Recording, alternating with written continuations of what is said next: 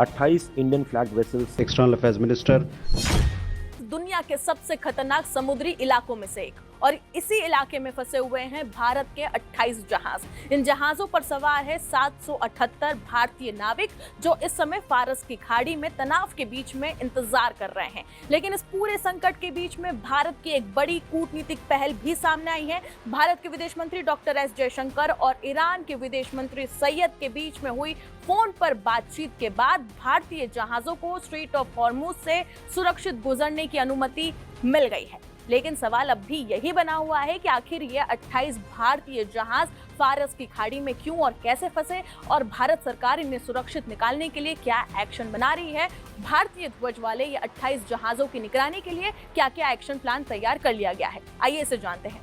दरअसल सरकार के मुताबिक इस समय फारस की खाड़ी में भारत के 28 जहाज मौजूद हैं। इन जहाजों पर कुल 778 भारतीय नाविक सवार हैं। पोर्ट्स, शिपिंग और वाटरवे मंत्रालय के विशेष सचिव राजेश कुमार सिन्हा ने मीडिया ब्रीफिंग में ये पूरी जानकारी दी। ये बताया कि 24 जहाज स्ट्रेट ऑफ हॉर्मुज के पश्चिमी हिस्से में हैं, जिन पर 777 भारतीय नाविक मौजूद हैं, जबकि 4 जहाज पूर्वी हिस्से में हैं, जिन पर 101 नाविक सवार है। यानी तनाव के समुद्री इलाके में भारत के सैकड़ों नागरिक इस समय मौजूद है। सरकार का साफ ये कहना है कि इन सभी जहाजों और नाविकों की लगातार निगरानी की जा रही है। भारतीय दूतावास, जहाज प्रबंधक कंपनियां और स्थानीय प्रशासन सभी मिलकर समन्वय कर रहे हैं, ताकि जरूरत पड़ने पर नाविकों को सुरक्षा और चिकित्सा सहायता तुरंत मिल सके। वर्तमान में 28 Indian flag vessels Persian gulf में ऑपरेट कर रहे हैं। इसमें 24 वेसल ऐसे हैं जो स्ट्रेट ऑफ हॉर्मुज के वेस्ट में है, उसकी पश्चिम तरफ है पर्शियन गल्फ में, और उसमें 677 इंडियन नाविक हैं, और 4 वेसल स्ट्रेट ऑफ हॉर्मुज के पूर्वी तरफ हैं, और उसमें 101 इंडियन नाविक हैं। ये सारी वेसल्स और क्रू को हम एक्टिवली मॉनिटर कर रहे हैं, उनकी सेफ्टी के लिए, उनकी सिक्योरिटी के लिए। इसके अलावा पोत परिवहन महानिदेशालय यानी कि डीजी शिपिंग ने सभी भारतीय जहाजों के लिए सख्त एडवाइजरी भी जारी कर दी है, जिसमें साफ तौर पर यह कहा गया है कि सुरक्षा के कड़े उपाय अपनाए जाए और हर गतिविधि पर रियल टाइम डेटा साझा भी किया जाए और रिपोर्टिंग प्रोटोकॉल का सख्ती से यहाँ पर पालन किया जाए। इसके लिए सरकार ने 24 घंटे चलने वाला कंट्रोल रूम भी बनाया है, जो जहाजों की गतिविधियों पर लगातार नजर रख रहा है।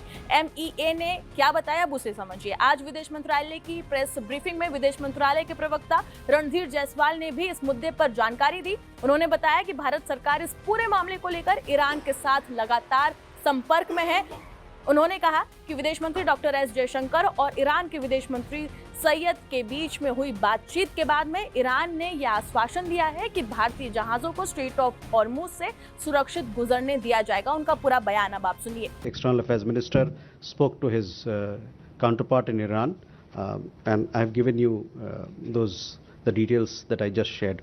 As far as contacts with Iran is concerned, yes, our external affairs minister has been talking with his counterpart, and 3 conversations have happened in the recent few days. As far as the impact of the war, it is there for everybody of this conflict to see what's happening around, and obviously it has several issues, several of our lives have been impacted by it, and not just ours but of people and countries around. इस पूरे संकट का बता दें कि आर्थिक असर भी बड़ा हो सकता है। रिपोर्ट्स के मुताबिक इन जहाजों पर मौजूद कार्गो की कुल कीमत करीब 10,000 करोड़ रुपए तक बताई जा रही है। यानी अगर समुद्री रास्तों में रुकावट आती है तो इसका सीधा असर न सिर्फ नाविकों पर बल्कि भारत के व्यापार और सप्लाई चेन पर भी पड़ सकता है। हालांकि सरकार का यह साफ कहना है कि देश के प्रमुख बंदरगाहों पर फिलहाल कामकाज सामान्य पूरी तरीके से बना हुआ है। तो कुल मिलाकर फारस की खाड़ी में मौजूद भारत के 28 जहाज और 700 से ज्यादा नाविक इस समय वैश्विक तनाव के बीच में भारत सरकार की निगरानी में है। और भारत ईरान के बीच में हुई ये कूटनीतिक बातचीत के बाद ये उम्मीद जताई जा रही है कि जल्द से जल्द इन जहाजों को स्ट्रेट ऑफ हॉर्मुज से सुरक्षित निकलने का रास्ता मिल जाएगा। लेकिन सवाल अब भी बड़ा है, अगर मध्य पूर्व में तनाव और भी ज्यादा बढ़ता है तो क्या दुनिया का सबसे अहम समुद्री रास्ता एक बार फिर वैश्विक संकट का कारण बन सकता है? फिलहाल सभी की नजरें इसी पर ही है कि जिस तरीके से आज जो 2 जहाज है वो भारत पहुंचे, ठीक उसी तरीके से जो ये 28 जहाज इस समय स्ट्रेट ऑफ हॉर्मुज में फंसे हुए हैं उन्हें भी सुरक्षित तरीके से भारत पहुंचाया जाए और यहाँ पर जो सवार 700 से ज्यादा नाविक हैं उनकी भी सुरक्षा सुनिश्चित की जाए। और भारत सरकार ने पूरा रुख अपना साफ कर दिया है कि इस पूरी स्थिति पर उनकी लगातार निगरानी बनी हुई है।